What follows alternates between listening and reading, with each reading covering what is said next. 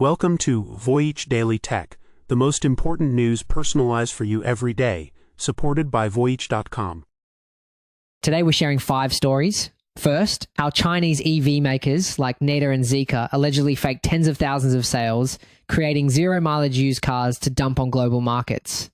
Then, we'll look at why the US is letting Nvidia sell powerful H20 AI chips to China, move one congressman warns could directly aid their military.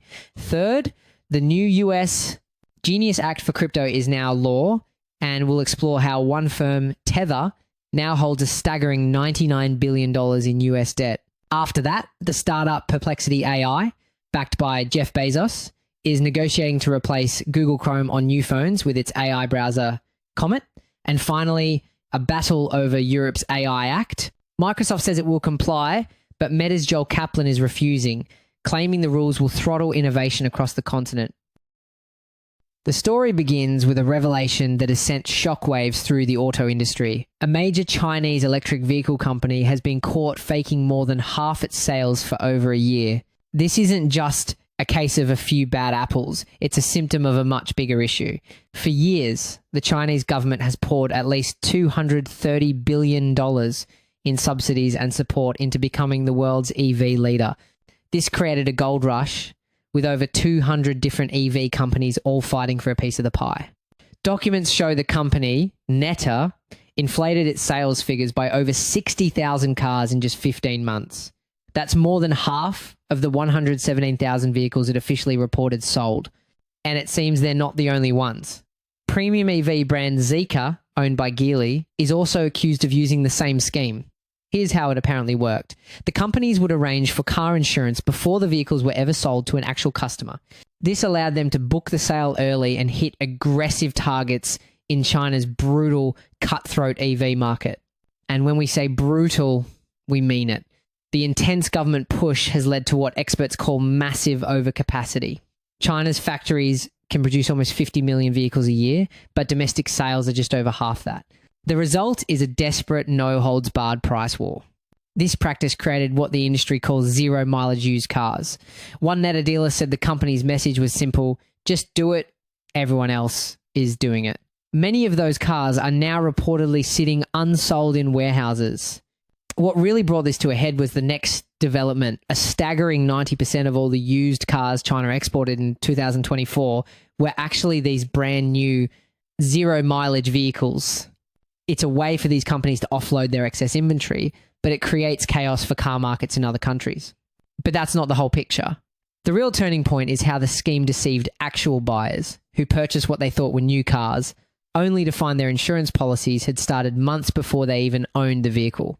The problem is bigger than just a few months of lost insurance. Because the car is technically used, the warranty period may have already started ticking down.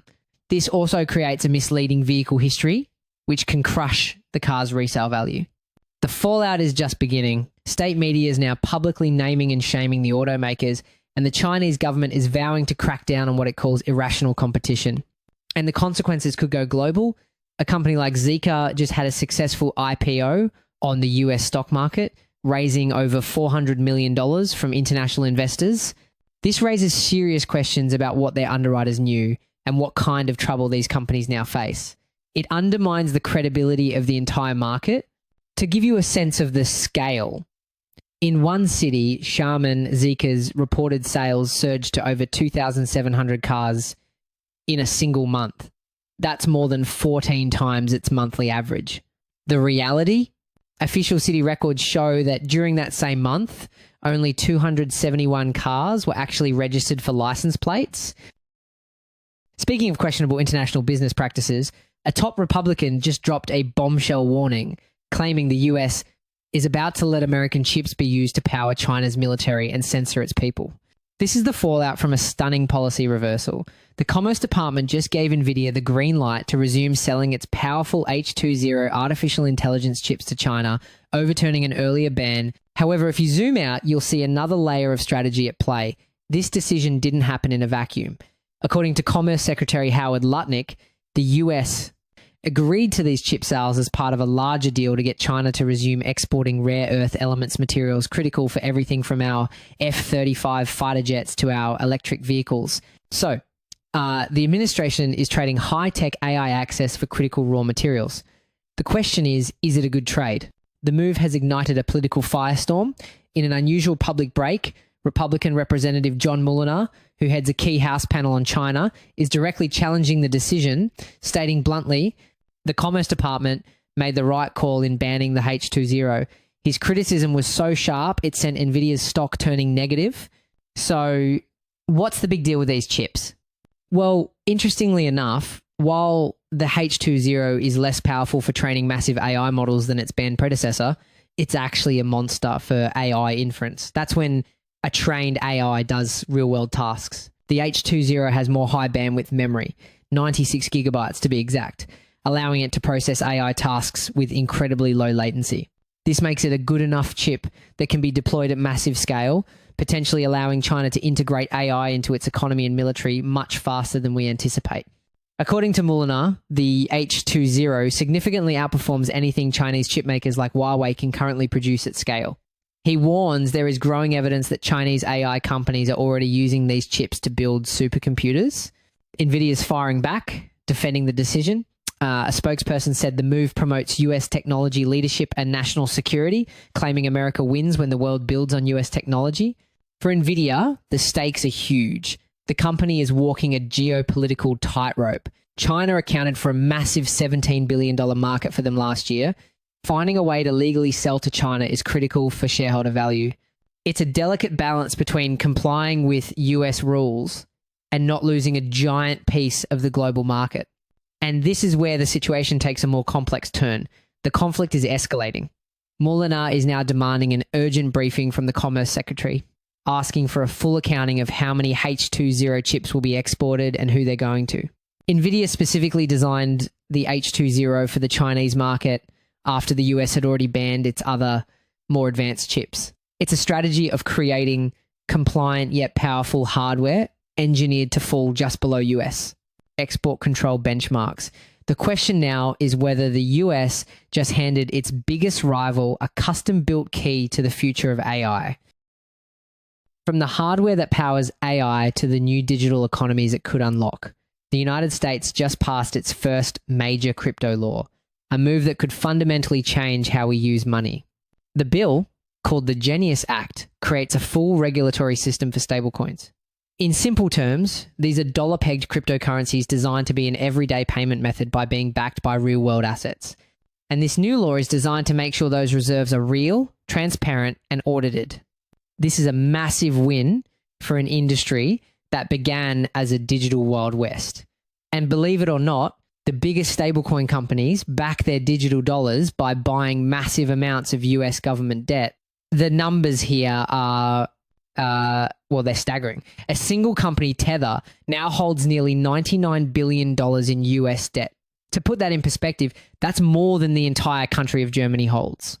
A private crypto company is now a bigger player in the US debt market than a G7 nation, meaning the stability of a volatile tech sector is now directly linked to the stability of US government borrowing. Right now, the stablecoin market is valued at over $260 billion. But with this new law, Standard Chartered Bank estimates it could explode to an almost unimaginable $2 trillion by 2028. This didn't happen overnight. The crypto industry poured over $245 million into lobbying. At the signing, US President Donald Trump celebrated the victory, stating, "I pledged that we would make the United States the crypto capital of the world." And that's what we've done. And this isn't just about business, it's about geopolitics. The world is in a race for the future of money. While the US is backing privately issued dollar-pegged stablecoins, China has been aggressively pushing its state-controlled digital yuan. This law is America's strategic move to ensure the US dollar, in its new digital form, remains dominant. However, the situation presents a fascinating duality. On one side, a win for financial innovation, while on the other, it exposes a massive new risk. According to the Deputy Executive Director of Transparency International US, the new law could make the American financial system a global haven for criminals and adversarial regimes to exploit. The critics point to a huge flaw. The new law primarily focuses on US-based companies, but a huge portion of the stablecoin market is dominated by offshore issuers. These foreign-based stablecoins can still operate within the US market without the same strict oversight. And the data here is chilling. Research shows that stablecoins have already been used in approximately 70% of all crypto scam transactions and 83% of crypto payments to sanctioned countries. The stage is now set for a high-stakes battle between mainstream adoption and the potential for massive illicit activity. And after all, the law doesn't block big tech from getting in on the action. With a clear rulebook now in place, what's to stop a company like Apple or Google from launching its own dollar-pegged coin, integrating it into billions of phones overnight? We are on the verge of a massive shift. Speaking of massive shifts that could upend entire industries, the most unexpected news in the tech world today has to be this. A startup is in talks to replace the Google Chrome browser on your next smartphone. That's the bombshell from Perplexity AI, the search engine backed by giants like Nvidia and Jeff Bezos. They're not just challenging Google's search dominance, they're going after the browser itself. The company is in discussions with mobile device makers to pre-install its new AI browser, Comet, directly onto new phones. Their strategy hinges on browser stickiness, the fact that most people use whatever browser comes with their device. It's a direct assault on Google's biggest advantage. Now, get this. That advantage is built on a mountain of cash. Google reportedly paid Apple an estimated $20 billion in 2022 just to be the default search engine in Safari. Android phone makers like Samsung have historically received a much smaller cut. This creates a massive financial incentive for a device maker to listen when a company like Perplexity comes knocking with a potentially better offer. Google Chrome currently commands a 70% market share on mobile. It's an absolute giant. Perplexity's own CEO, Aravind Srinivas, admits the challenge, stating, "It's not easy to convince mobile OEMs to change the default browser to Comet from Chrome." So the thing is, they have a war chest to back it up. Perplexity just completed a $500 million investment round, valuing the company at a massive $14 billion. They're aiming for tens to hundreds of millions of users next year. This isn't just one company's dream, it's a sign of a massive industry shift. Reports indicate that OpenAI is also developing its own AI-powered browser. The race is on to create agentic AI browsers that can automate complex tasks for you, like booking travel or managing finances. The convenience is obvious, but to perform all these automated tasks, there's a significant privacy trade-off. The AI needs incredible access to your personal life. We're talking about permissions to view your screen, read your emails, and access your contacts. This raises a massive question. What happens when the AI messes up? If it books the wrong flight or deletes the wrong meeting, who is responsible? The legal world is already tackling this. In a recent case, Air Canada was held legally responsible for a mistake made by its own customer service chatbot. The precedent suggests that the company that deploys the AI, like Perplexity, is on the hook for its errors. So we're seeing a new generation of AI-powered challenges trying to break a tech monopoly. And this isn't just happening in the marketplace, it's happening in the courtroom too. The US Department of Justice is actively pursuing an antitrust case against Google, accusing it of illegally maintaining its monopoly through these exact kinds of default payment deals. The very practice Perplexity is trying to disrupt is already under intense legal scrutiny. Is the era of Google's total browser dominance finally coming to an end? We were just talking about the race to build AI-powered browsers, and that brings us to our final story. A massive split between two tech giants over the rules that will govern that very AI. We're seeing Microsoft taking one path, while at the same time, Meta is taking a completely different one. As the European Union rolls out its landmark AI Act, Microsoft's president Brad Smith says it's likely the company will sign the bloc's new voluntary code of practice. They're leaning in, ready to play by the EU's new rules. Meta, however, just drew a hard line in the sand. This split isn't just a philosophical disagreement. It's a calculated business strategy. Microsoft's AI business is heavily focused on enterprise clients. For them, appearing compliant and partnering with governments is a massive advantage. It builds trust with big corporations. Meta, on the other hand, is pushing a more open source, consumer-focused AI model. They want their tools to be used by everyone, with as few restrictions as possible. So when they see new rules, they see a threat to their entire strategy. In a stunning public rebuke, Meta's Chief Global Affairs Officer Joel Kaplan declared, Meta won't be signing it. He claims the code introduces major legal uncertainties and goes far beyond the scope of the actual AI law. And here's the bombshell accusation. Kaplan warns that this EU code will, in his words, throttle the development and deployment of frontier AI models in Europe. He says it will stunt European companies trying to build on top of new AI. Now, when you hear a word like throttle, you might think it's just corporate posturing, but the potential costs are staggering. Research from the Centre for Data Innovation suggests the EU's AI Act could cost the European economy a jaw-dropping 31 billion euros over the next 5 years. For a single high-risk AI system, compliance costs could hit 400,000 euros. For a small company, that could wipe out 40% of its annual profits.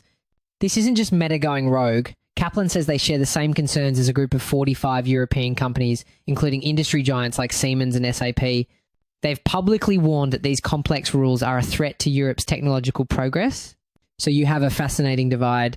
Heavily funded AI champions like France's Mistral are signing on, while a powerful coalition of other major players are sounding the alarm. This is a fundamental clash of visions. On one side, the EU, along with signatories like Microsoft and OpenAI, are pushing for a code that requires companies to publish summaries of their AI training data and respect copyright law.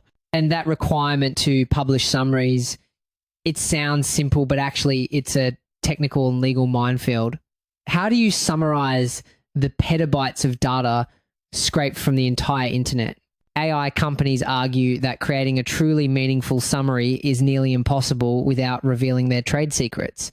On top of that, they're terrified of copyright infringement, with the New York Times already suing OpenAI over this very issue. This code puts that legal risk front and center. On the other side, you have a rebellion led by Meta, arguing that this very code will cripple innovation across the continent. This sets up a massive showdown, and so-called voluntary codes like this often serve as a trial run for future mandatory laws. Companies are fighting now because they know the rules they agree to today could become the legally binding regulations of tomorrow. That's it for today on Voyage Daily Tech. Follow, share, and stay tuned for daily updates coming your way tomorrow.